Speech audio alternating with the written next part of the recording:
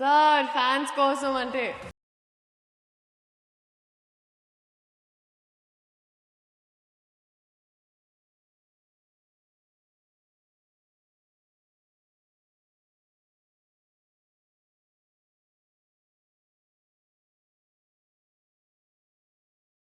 ఇది గుర్తొస్తూ ఉంటుంది. సో మీకు కూడా మేము ఎక్స్పెక్ట్ చేయొచ్చు స్క్రీన్ మీద ఒక స్టెప్ చేశానండి, ఒక స్టెప్ చేశాను. Just అలా వెళ్ళి ఇలా ఇలా, ఇలా okay. ఇలా ఇలా అంతే అయిపోయింది.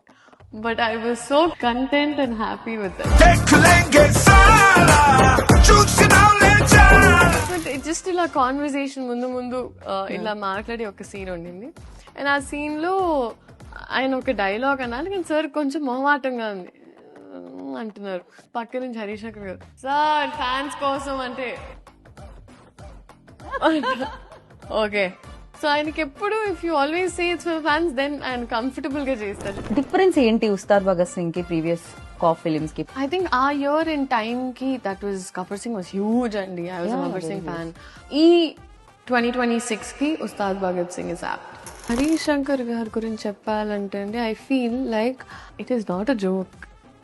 ఇంత పెద్ద స్కేల్ హ్యాండిల్ చేసి ఇంత పెద్ద రెస్పాన్సిబిలిటీ ఒక ఫ్యాండమ్ అర్థం చేసుకొని డైలాగ్స్ నుంచి అయినా టైమింగ్స్ నుంచి అయినా ఆయన ఒక ఫ్యాన్ ఒక సినిమా తీస్తే ఎలా ఉంటుందో సో ఆయనకి ఎగ్జాక్ట్ గా మాస్ పల్స్ తెలుసు. ప్రజలకు మీ రోల్ ప్రజలకు ఎంత గుర్తుండిపోతుంది అనుకున్నారు?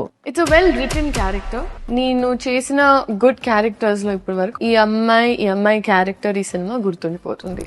పవర్ స్టార్ గారు ఊత పదం ఏంటి? ఆయన నవ్వుతారండి, ఆయన కింద చూసి అంటారు. అది మీరు పవర్ స్టార్ గారిని ఇమిటేట్ చేశారు కదా ఇప్పుడు? ఇమిటేట్ చేశానా? Imitate చేశాను. నేను ఇమాజినేషన్ లోకి వెళ్ళాను నేను.